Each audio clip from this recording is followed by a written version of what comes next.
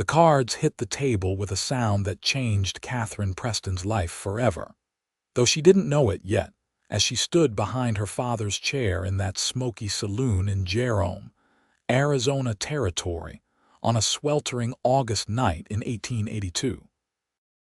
Benjamin Cole watched the older man across from him go pale, his weathered hands trembling as he stared at the royal flush spread before him like a death sentence. The game had been going for hours, and Thomas Preston had bet everything he owned, including the impossible, the unthinkable. Benjamin hadn't wanted it to come to this, but the man kept raising, kept pushing, kept insisting he had one more hand in him that would turn everything around. Now here they were, and Benjamin had won something he never wanted to win. "That's it then," Thomas said, his voice barely above a whisper. The other players had long since folded, sensing something dark brewing between these two. "I've got nothing left." "You shouldn't have bet her," Benjamin said quietly, his blue eyes meeting Katherine's startled green ones for the first time that evening.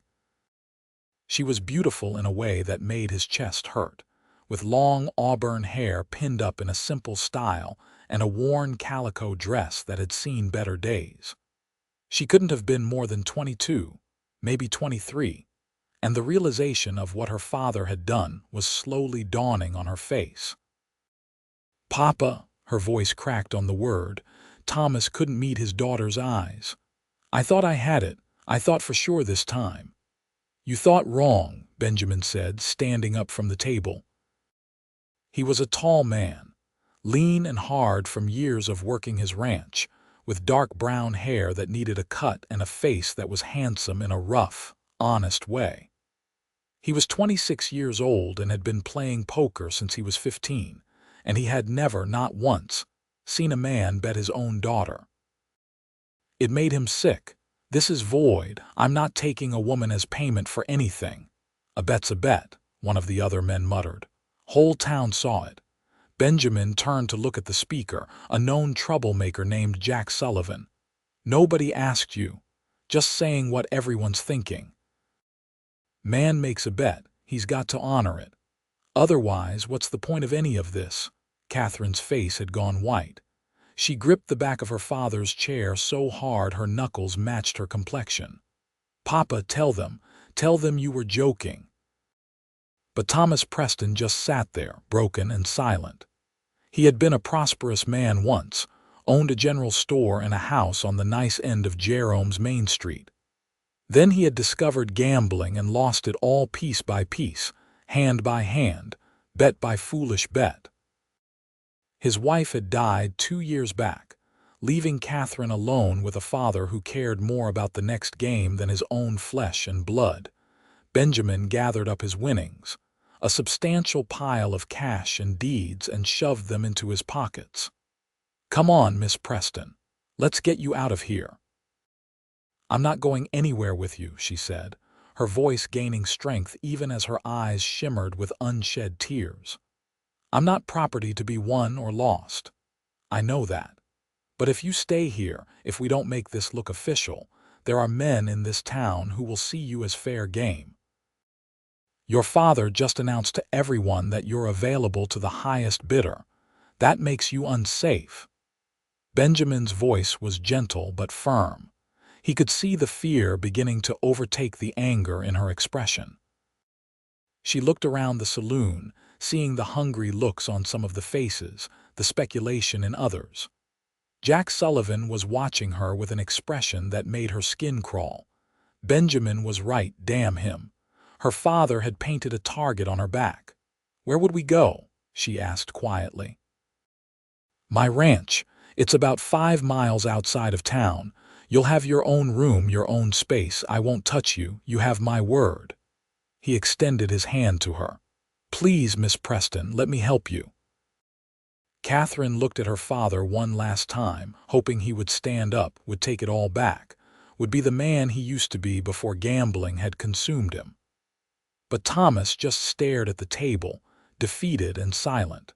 Something inside her broke, but she didn't have time to fall apart. She had to survive.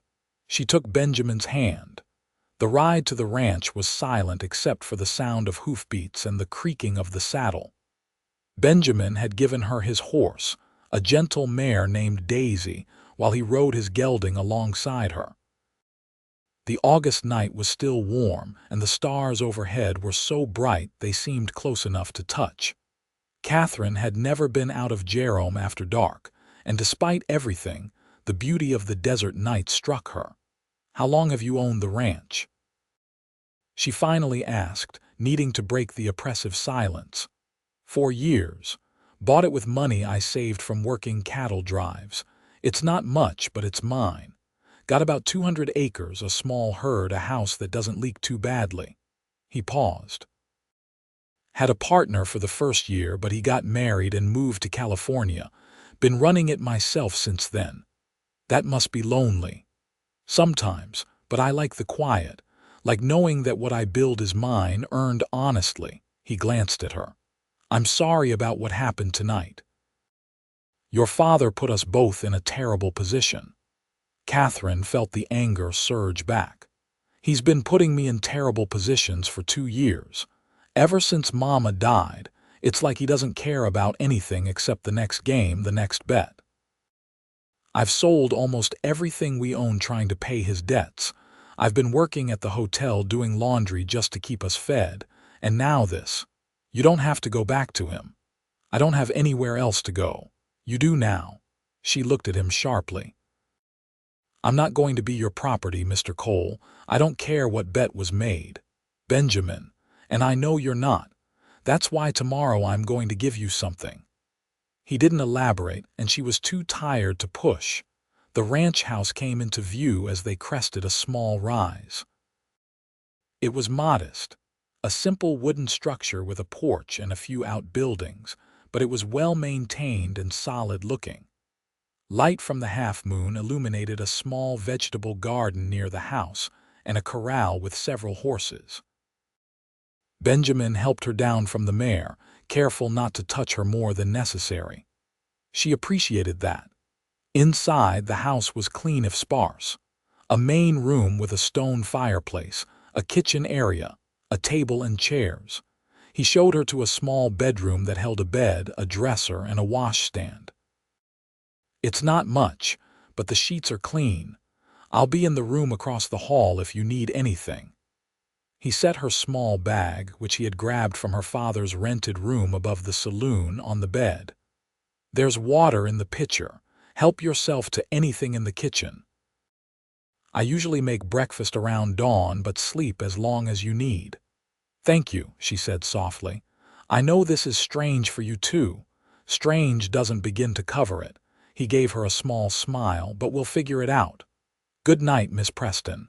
Katherine. If I'm going to be here, you should call me Katherine." "Katherine, then. Good night." She barely slept, lying in the unfamiliar bed and staring at the ceiling, listening to the sounds of the desert night. What was she going to do? She had no money, no family besides a father who had proven he couldn't be trusted, no prospects. She had been courted by a few men in Jerome, but they had all disappeared once her father's debts became common knowledge. Nobody wanted to marry into that kind of trouble. And now she was in the home of a stranger, a man who had won her in a poker game like she was a piece of furniture or a horse. The humiliation burned through her. But beneath the humiliation was a grudging gratitude. Benjamin Cole could have claimed her, could have forced her into God knows what. Instead, he had given her a safe place and asked nothing in return. What did he want? Men always wanted something. When dawn light began filtering through the small window, Katherine rose and dressed in the same calico dress from the night before. It was the nicest one she owned. She washed her face in the basin and pinned up her hair, steeling herself for whatever this day would bring. She found Benjamin in the kitchen, frying eggs and bacon in a cast iron skillet. Coffee was already brewing, the smell rich and inviting. He looked up when she entered, and she noticed he had shaved and put on a clean shirt. He looked younger in the morning light, less intimidating. Morning, Hope you like eggs. It's pretty much all I know how to make besides beans and beef." He sounded almost nervous. "Eggs are fine. Can I help?" "Sure. There's bread in that box if you want to slice some." They worked in companionable silence, and soon they were sitting at the table with plates of simple but filling food. Katherine couldn't remember the last time she had eaten breakfast. Usually she was rushing to get to the hotel, surviving on whatever scraps she could find. "I need to tell you what I meant last night," Benjamin said, setting down his fork. "About giving you something." Katherine's stomach tightened. Here it came, the catch, the price she would have to pay. He stood and walked to a small desk in the corner, pulling out a folded piece of paper. When he came back, he laid it on the table in front of her. "This is the deed to this ranch. The land, the house, the buildings, everything. I want you to have it." She stared at the document, unable to process what he was saying. "I don't understand. You need security. You need something that's yours, that no one can take from you or gamble away or use against you. This ranch is worth something. You could sell it, use the money to start over somewhere else. Or you could keep it live here, whatever you want, but it will be yours in your name. Why would you do that?" She looked up at him, searching his face for the deception, the ulterior motive. "What do you want from me?" "Nothing. I want nothing from you." He ran a hand through his hair, frustrated with his own inability to explain. "Look, I won that game last night. I won a lot of money and some deeds to property in town. I didn't want to win you, and I don't believe any human being should own another. But the fact is, that game has consequences. People in town are going to talk. They're going to assume things. And your father made it clear he sees you as a debt payment. So you're doing this out of pity." "No, I'm doing this because it's right, because you deserve better than what you've been dealt, because I can help and so I should." He pushed the deed closer to her. "I can sleep in the barn. You can have the house. I'll work the ranch and give you a share of the profits until you decide what you want to do, but you'll be safe and you'll be free." Katherine picked up the deed with shaking hands. It was real, legal, properly documented. The deed to 200 acres of Arizona Territory land, signed over to her. Katherine Marie Preston. Her name in official script. "I can't accept this," she whispered, even as her heart screamed at her to take it, to grab this lifeline with both hands. "You can, you should." Benjamin's voice was gentle. "I know you don't know me, Katherine. I know you have no reason to trust me. But I give you my word, as a man who's never broken it, that this is freely given with no strings attached. If you want me to leave so you can have the ranch to yourself, I'll pack up and go. I can find work on another spread. But if you'll let me stay and work the land, I'd appreciate it. I've put a lot into this place." She looked into his eyes, those honest blue eyes that held no guile, no hidden agenda. And she made a decision that terrified and exhilarated her in equal measure. "If I keep this, if I accept it, I want you to stay. This is your home. You built it, but maybe we could be partners. You work the ranch and I'll handle the house and the garden, maybe raise some chickens, cook the meals. A business arrangement." Hope flickered across Benjamin's face. "Are you sure?" "No, but I don't have a lot of options, and this is the best one I've been offered in a very long time. Maybe ever." She held out her hand. "Partners." He shook her hand, his grip warm and firm. "Partners." The first few days were awkward as they learned to live around each other. Benjamin was up before dawn, working the land, tending the cattle, mending fences. Katherine threw herself into making the house a home, cleaning corners that hadn't been touched in years, tending the neglected garden, figuring out the temperamental stove. She found a hen house that had been empty and mentioned it to Benjamin, who rode into town the next day and came back with 6 chickens and a rooster. "Thought you might like these," he said, looking almost shy as he unloaded the crates. "They're perfect," she said, surprised by how much the gesture meant to her.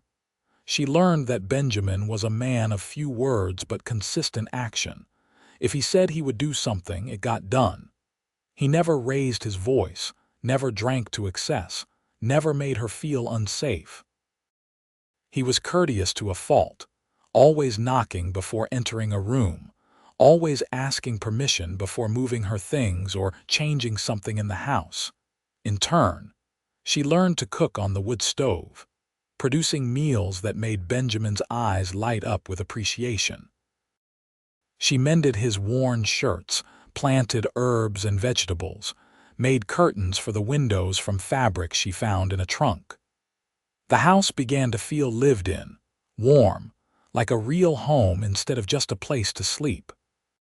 3 weeks after that fateful poker game, Katherine was in the garden pulling weeds when she heard a horse approaching. She looked up to see her father riding toward the house, and her whole body tensed.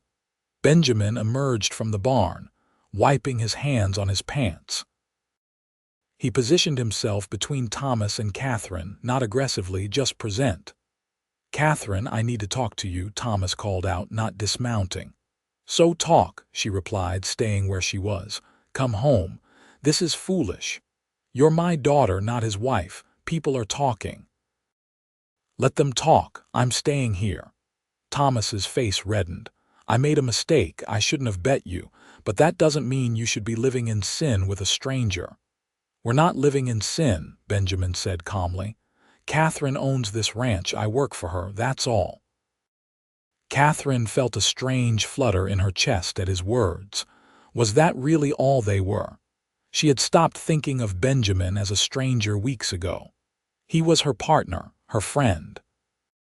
Sometimes, when he smiled at her across the dinner table or thanked her for mending his shirt, she felt something warmer than friendship stirring. "That's not how the town sees it," Thomas insisted. "I don't care how the town sees it. I care that I'm safe, that I'm fed, that I'm treated with respect. All things I didn't have when I lived with you." Katherine stood up, brushing dirt from her skirt. "You gambled me away, Papa. You looked at your own daughter and decided she was worth less than a hand of cards. Benjamin gave me back my dignity and my freedom, so no, I won't be coming home." Thomas's shoulders sagged. For a moment he looked old and broken. "I'm sorry, Katie girl, I'm so sorry. I know you are, but sorry doesn't fix it." She felt tears prick her eyes but refused to let them fall. "If you want to make amends, stop gambling. Get help. Become the man Mama thought you were. But I can't save you, Papa. I can barely save myself." He nodded slowly, turned his horse, and rode away. Katherine watched until he disappeared from view, then realized she was shaking. Benjamin was beside her in an instant, not touching but close enough that she could feel his warmth. "You all right?" he asked softly. "I think so. That was harder than I thought it would be." "He's still your father. It's supposed to be hard." She looked up at him, this man who had shown her more kindness in 3 weeks than her own father had in 2 years. "Thank you for being here." "Always," he said, and the way he said it made her believe him. As summer turned to fall, the ranch thrived. The cattle were healthy. The garden produced more than they could eat themselves, so Katherine started preserving and canning for winter, and the chickens laid eggs faithfully. Katherine rode into Jerome once a week to sell eggs and vegetables at the market, earning her own money for the first time in her life. Benjamin always offered to go with her, but she insisted on going alone. She needed people to see that she was her own woman, not anyone's property. The town gossips whispered, of course. Some said she was Benjamin's mistress, others that she had manipulated him into giving her the ranch, still others that it was a business arrangement that would end badly. Katherine held her head high and ignored them. Mrs. Henderson at the general store was kind, always greeting her warmly. The Reverend's wife, Mrs. Patterson, made a point of inviting her to church socials. Small kindnesses that meant the world. It was on one of these market days in late October that Katherine ran into Jack Sullivan. She was packing up her empty baskets, pleased that she had sold everything when he appeared beside her wagon. "Miss Preston, or should I say Miss Landowner?" His tone was mocking. "Mr. Sullivan." She kept her voice neutral, not wanting trouble. "Interesting how things worked out for you. Went from being bet in a poker game to owning a ranch. Makes a man wonder what you did to earn that." Katherine felt heat rise to her cheeks, but she kept her composure. "I didn't do anything except accept a generous gift. Now, if you'll excuse me, I need to get home." He grabbed her arm as she tried to move past him. "Maybe Cole's getting tired of you. Maybe you need a real man. Let go of me." She tried to pull away, but his grip tightened. "I don't think so. You and I are going to have a conversation about what you owe this town for the scandal you've caused. The lady told you to let go." Benjamin's voice cut through the marketplace chatter like a knife. Katherine had never been so relieved to see anyone. He must have finished his own business in town early. He stood a few feet away, his hand resting casually on his belt near his gun. He wasn't threatening exactly, but the implication was clear. Jack released Katherine's arm and stepped back. "Just having a friendly chat, Cole." "Didn't look friendly. Looked like you were bothering my partner." Benjamin moved closer, putting himself between Jack and Katherine. "I think you should apologize and move along." For a moment, Katherine thought Jack might do something stupid. His hand twitched toward his own gun, and the marketplace went quiet as people sensed the tension. Then Jack seemed to think better of it and backed away. "Not worth the trouble," he muttered and walked off. Benjamin turned to Katherine, his eyes scanning her face with concern. "Are you hurt?" "Did he hurt you?" "No, I'm fine, just shaken."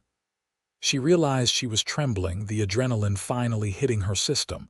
"Thank you again. Come on, let's get you home." On the ride back, Benjamin was quiet, his jaw tight. Finally, he said, "I don't like you going to town alone. Not if men like Sullivan think they can bother you. I can't let them control my life. I can't hide." "I'm not asking you to hide. I'm asking you to let me protect you."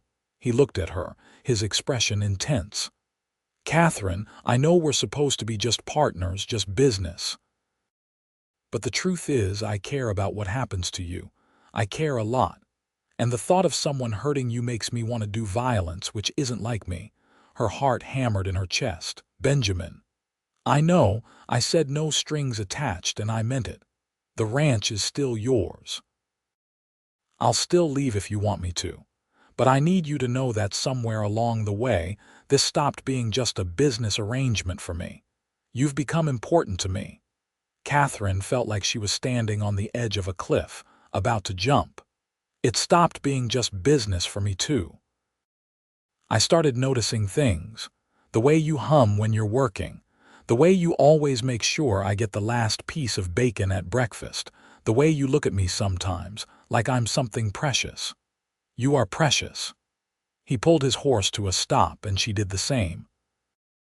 They were alone on the desert road, the late afternoon sun painting everything gold. "Katherine, I'm falling in love with you.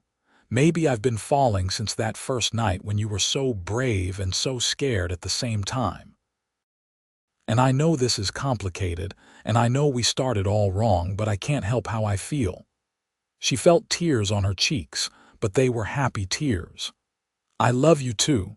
I think I've been fighting it because I was scared. Scared that it wasn't real, scared that you'd turn out like my father, scared that I was just grateful and confusing that with love. But it's not gratitude. It's real." Benjamin dismounted and helped her down from her horse. Standing there in the middle of the road, he cupped her face in his hands, his thumbs brushing away her tears. "Can I kiss you?" "Yes," she whispered. His kiss was gentle and sweet and full of promise. Katherine wrapped her arms around his neck, feeling safe and cherished and home. When they finally pulled apart, both were smiling. "So what do we do now?" she asked. Well, I was thinking maybe we could get married, make all those town gossips actually write about something for once. He grinned. That is, if you'll have me. Yes, yes, I'll marry you.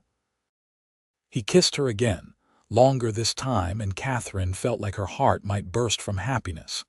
She had gone from being a poker prize to a landowner to a woman in love. Life was strange and wonderful and terrifying. They were married 3 weeks later in the small church in Jerome. Mrs. Patterson helped Katherine make a simple white dress, and Mrs. Henderson decorated the church with autumn flowers. Thomas Preston sat in the back pew, sober for once, tears running down his weathered cheeks. Katherine had invited him because, despite everything, he was still her father. Benjamin had supported her decision, even though she knew he would have preferred to ban Thomas from the ceremony. The Reverend pronounced them husband and wife, and when Benjamin kissed her, the small gathering applauded. It was a modest celebration, but it was theirs, and it was perfect. Their wedding night was tender and a little awkward, both of them nervous despite their love for each other. But Benjamin was patient and gentle, and Katherine felt cherished in a way she had never imagined possible. Afterward, lying in his arms in the room that had been his alone, she felt complete. "I never thought I'd be happy again after Mama died," she whispered into the darkness.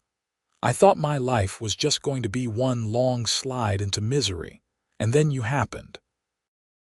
"Best poker game I ever won," he murmured into her hair, and she could hear the smile in his voice. "You're terrible." She swatted his chest playfully. "You love me anyway." "I do. God help me, I really do." Winter came to the Arizona Territory, cold nights and sometimes even snow in the higher elevations, though Jerome itself stayed mostly dry. Katherine and Benjamin settled into married life with surprising ease.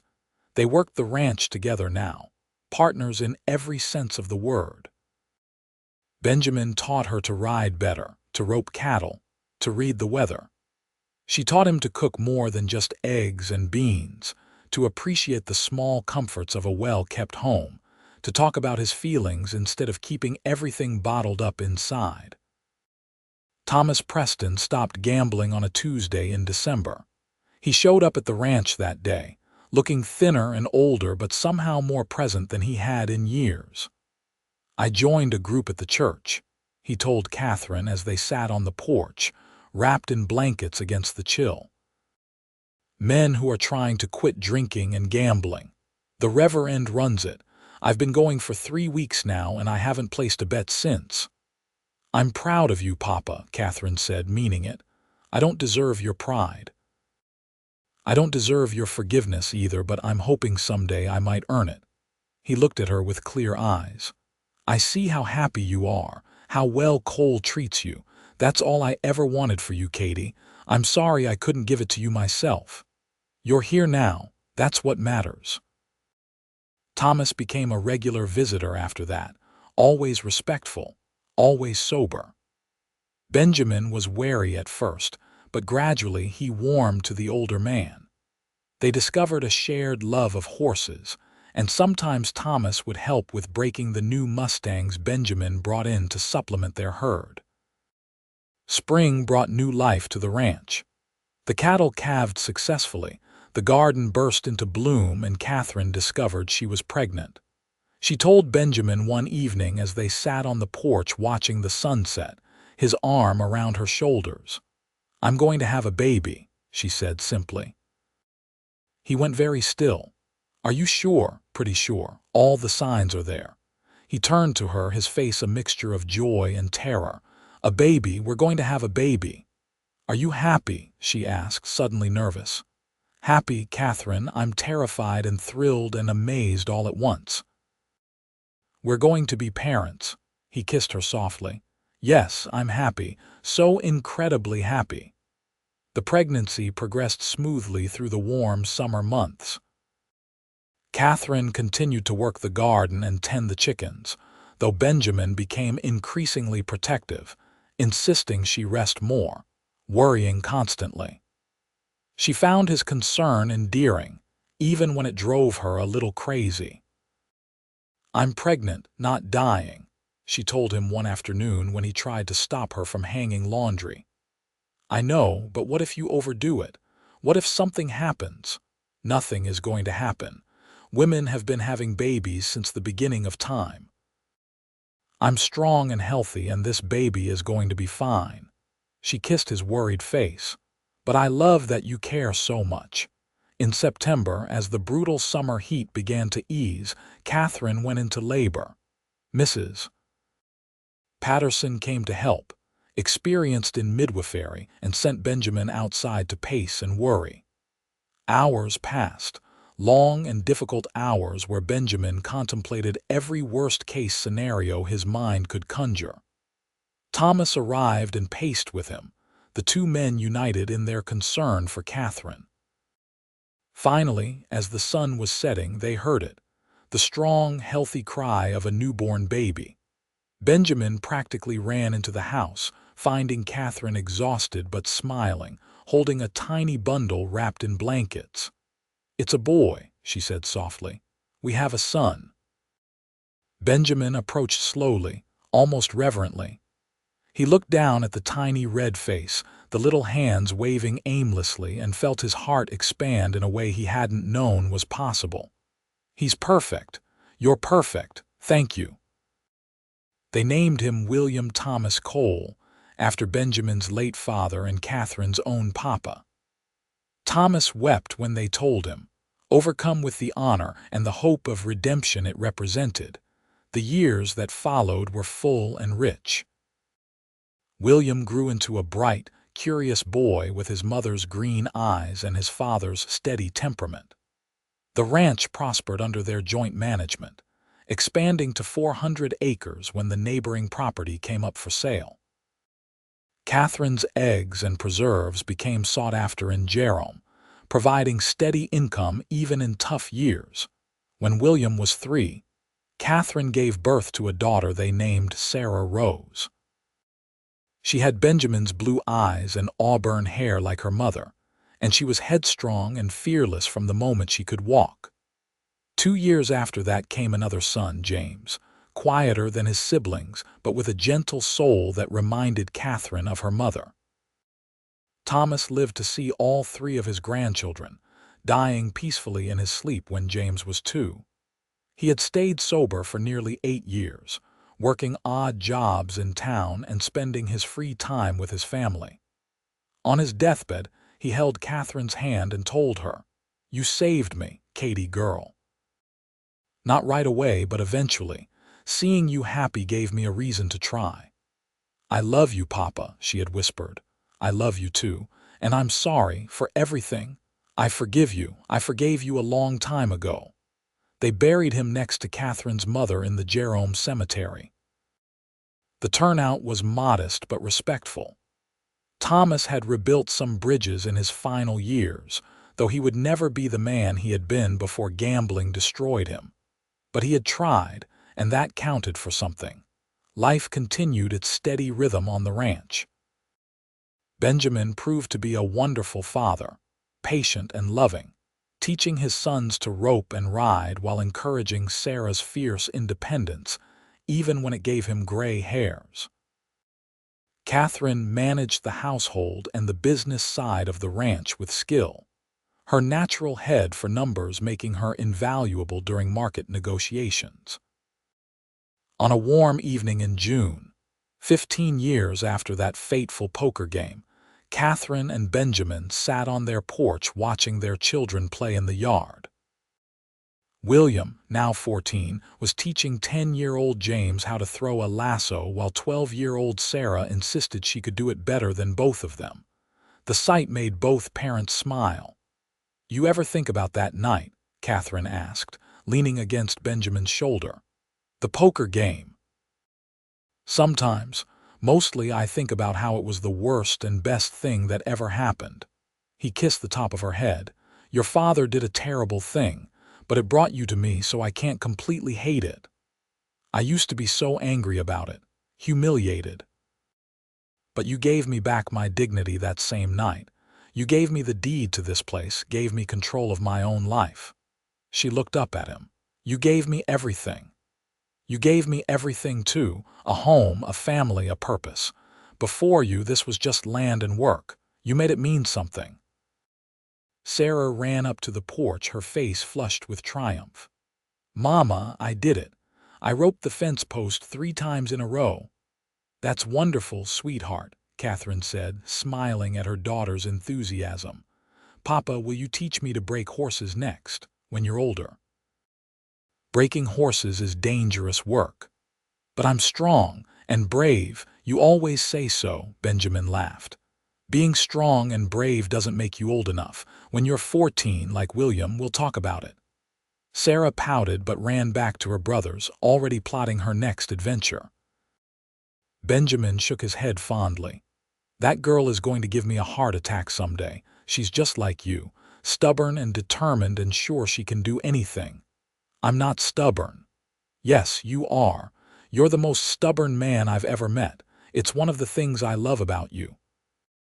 He pulled her closer, and they sat in comfortable silence, watching the sun paint the sky in shades of orange and pink.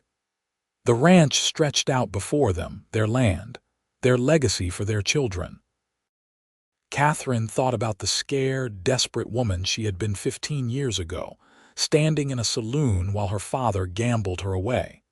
That woman wouldn't recognize the confident rancher and mother she had become. "You have any regrets?" Benjamin asked suddenly. Katherine considered the question seriously. "I regret that my father hurt me the way he did. I regret the years we lost to his addiction, but I don't regret where I ended up. I don't regret you or this life or our children. How could I? I don't regret anything except that I didn't meet you sooner, under better circumstances. Maybe we needed those circumstances.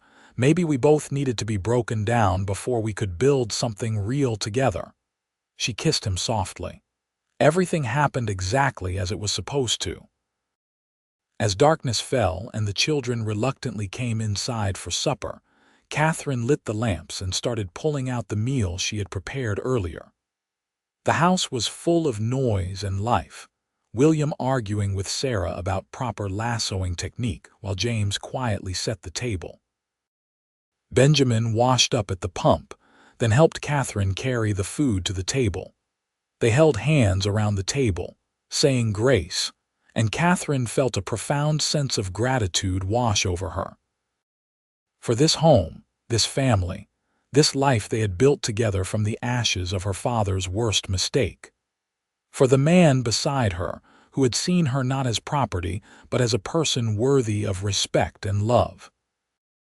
After supper, after the children were in bed and the house was quiet, Benjamin and Katherine stood on the porch again, looking up at the stars. He wrapped his arms around her from behind, and she leaned back against his chest, feeling safe and loved.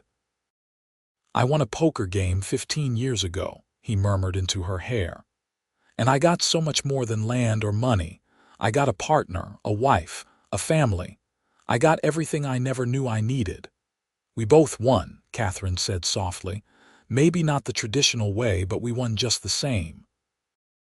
And under the vast Arizona sky, surrounded by the life they had built together, they held each other close and celebrated the strange, twisted path that had brought them to this moment of perfect happiness.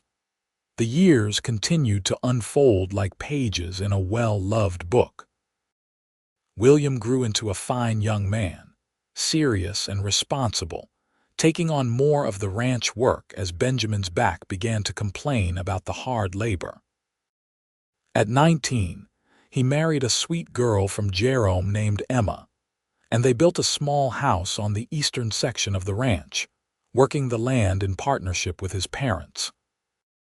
Sarah, true to her fierce nature, refused every suitor who came calling until she met a traveling photographer passing through Jerome when she was 21. His name was Michael Rivers, and he was as adventurous as she was. After a whirlwind courtship that gave Benjamin several sleepless nights, they married and split their time between the ranch and traveling throughout the territories. Michael taking photographs and Sarah writing articles about their adventures for various newspapers. James, the quiet one, surprised everyone by becoming a teacher. He moved to Prescott to attend the territorial normal school and came back to Jerome to teach at the small schoolhouse, finding his calling in shaping young minds rather than working the land. He never married, content with his books and his students, but he visited the ranch every Sunday for dinner and brought a steady stream of interesting conversation. As Katherine entered her 50s, her hair streaked with gray but her eyes still bright, she watched her grandchildren play in the same yard where her own children had played. William and Emma had 3 children of their own, and Sarah had just announced she was expecting her first. The ranch, now expanded to over 600 acres, was a thriving operation that employed several hands and provided a good living for the entire extended family. Benjamin, now in his mid-50s, moved a bit slower, but his love for Katherine had only deepened with time. Every morning, he still brought her coffee in bed. Every evening, they still sat on the porch and watched the sunset. Their hands found each other automatically, fingers intertwining with the ease of decades of practice. One autumn evening, Katherine was in the kitchen making preserves when Benjamin came in from checking on the cattle. He washed up and came to stand behind her, wrapping his arms around her waist as he had done thousands of times before. "What are you thinking about?" he asked, noting the faraway look in her eyes. "I was thinking about the deed, the one you gave me that first morning." She turned in his arms to face him. "I still have it, you know, in the desk drawer exactly where you left it. I know, I've seen it there." That piece of paper changed my life, not because of what it represented legally, but because of what it represented emotionally. You saw me as a person with rights and dignity when everyone else saw me as a problem or a prize. You gave me back myself. Benjamin cupped her face gently, looking into the eyes he had loved for so many years. "You gave me just as much. Before you, I was alone, going through the motions of building something without really knowing why. You gave me purpose. You gave me love. You gave me a family and a reason to come home every night. We saved each other, didn't we? We did. Best trade I ever made, giving up that deed for a life with you." She smiled, the smile that still made his heart skip a beat. "It was never a trade. It was a gift. The first of many we've given each other over the years." That night, lying in bed in the room they had shared for decades, Katherine thought about the long, winding road that had brought her here. From the daughter of a gambler to a poker prize to a landowner to a wife, mother, and grandmother. Every step had been necessary. Every hardship had taught her something. Every joy had been earned. She looked at Benjamin sleeping beside her, his face peaceful in the moonlight streaming through the window. This man who had won her in a card game and immediately set her free. Who had loved her when she was prickly and defensive, who had been patient when she needed time, who had stood beside her through everything life had thrown at them. "I love you," she whispered, knowing he couldn't hear but needing to say it anyway. His hand found hers under the blankets, and she realized he wasn't asleep after all. "I love you too. Always have, always will." As they drifted off to sleep, hands clasped, Katherine felt the same sense of peace and gratitude she felt every night. Her life hadn't gone the way she had planned. It had gone better. She had suffered and struggled, yes, but she had also loved and been loved, had built something lasting and good. The ranch would continue for generations, she hoped. Her grandchildren and great-grandchildren would work this land, would sit on this porch and watch these same sunsets, would carry forward the legacy of hard work and honest dealing and love that she and Benjamin had established. But more than the land, more than the physical legacy, she hoped they would carry forward the lesson she had learned on that terrible, wonderful night in a Jerome saloon. that sometimes the worst moments contain the seeds of the best ones, that dignity and respect are more valuable than gold. That love, real love, transforms everything it touches. The seasons continued their eternal cycle, bringing change and constancy in equal measure. Spring with its new calves and blooming desert flowers. Summer with its brutal heat and sudden, violent storms. Fall with its harvest and cooling nights. Winter with its frost and clear, star-filled skies. Through it all, Katherine and Benjamin remained, the heart of the ranch and the family, their love a constant in a changing world. They grew old together, not gracefully perhaps, but gratefully, appreciating each day as the gift it was. On a spring morning in 1912, 30 years after that fateful poker game, Benjamin woke to find Katherine still sleeping beside him, which was unusual.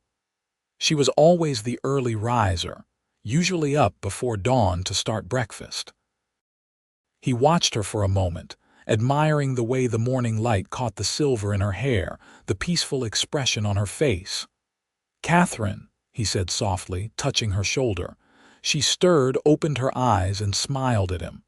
"Good morning, my love. You're sleeping late." "Feeling all right. Just tired. I think I'll rest a bit more." She reached up to touch his face. "Have I told you lately that you're the best thing that ever happened to me? Only about 1,000 times, but I never get tired of hearing it." He kissed her forehead. "I'll get breakfast started." "You rest." But she caught his hand. "Benjamin, thank you for everything, for that night in the saloon, for the deed, for this life, for loving me." He felt a chill run through him at the seriousness in her tone. "Are you sure you're all right?" "I'm perfect. I'm exactly where I'm supposed to be with exactly who I'm supposed to be with. I just wanted you to know that." He squeezed her hand. "I know, and you're welcome, for all of it." She closed her eyes again, still smiling, and Benjamin went to make breakfast, his heart strangely heavy despite her reassurances.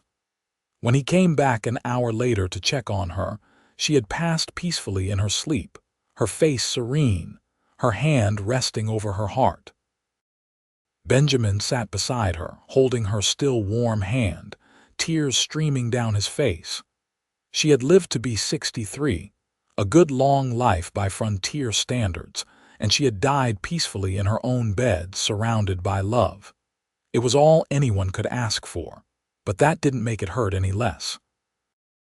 The family gathered for the funeral, 3 children and their spouses, 8 grandchildren, and 2 great-grandchildren.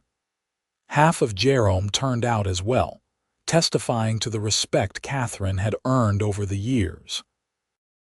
They buried her on a hill overlooking the ranch, under a huge oak tree she had always loved. Benjamin stood at her grave long after everyone else had left, looking out over the land they had built together. "I kept my promise," he told her, though she could no longer hear. "I gave you the deed, gave you your freedom, gave you all the love I had. I hope it was enough." The wind rustled through the oak leaves, and Benjamin chose to believe it was her answer. It was enough. It had always been enough. He lived for 5 more years, working the ranch alongside William, playing with his great-grandchildren, keeping Katherine's memory alive through stories and laughter. He never remarried, never even considered it. Katherine had been his one great love, and he was content to wait until he could be with her again. When Benjamin died at 73, peacefully in his sleep just like Katherine, they buried him beside her under the oak tree. William had a single headstone made that read, "Benjamin and Katherine Cole, partners in life, united in death. Their love built this land and this family." The ranch continued, passing down through the generations just as Katherine had hoped. Her great-great-grandchildren still worked the land in the 1950s, still told the story of how their family began with a poker game, and a deed and an act of extraordinary kindness. The original deed, yellowed and fragile now, was framed and hung in the ranch house, a reminder of where they came from and the values they were built on. But more than the deed, more than the land, what endured was the love. The story of a cowboy who won a woman in a poker game and immediately gave her the deed to his land, asking nothing in return. The story of a woman who was brave enough to trust again after being betrayed by her own father.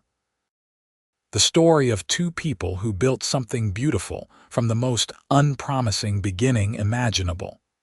Their love story became legend in Jerome, told and retold until it was hard to separate fact from fiction. But the truth was simple and extraordinary. Benjamin Cole and Katherine Preston met under the worst circumstances and built the best life. They loved each other fiercely and faithfully for 30 years, and that love created ripples that spread through generations. In the end, that's what mattered. Not how they started, but what they built together. Not the poker game, but the partnership. Not the deed, but the devotion. They had taken something broken and made it whole, something shameful and made it beautiful, something transactional and made it transcendent. And under the vast Arizona sky, in the land they had loved and worked and died for, their legacy lived on. In the laughter of children who would never know them but carried their blood. In the ranch that still bore their stamp of hard work and integrity. In the story that reminded everyone who heard it that love can bloom anywhere, even in the most unlikely soil, if it's tended with patience and watered with grace. The oak tree that sheltered their graves grew strong and tall, its roots deep in the Arizona earth, its branches reaching toward the endless sky. In spring, wildflowers bloomed around the headstone. In summer, the shade provided relief from the brutal heat. In fall, the leaves turned gold and scattered like blessings. In winter, the bare branches stood sentinel, waiting for the cycle to begin again. Just like the love that started it all, the tree endured through every season, constant and faithful, a living monument to a cowboy and a woman who found each other in the most unexpected way and built something that would last forever.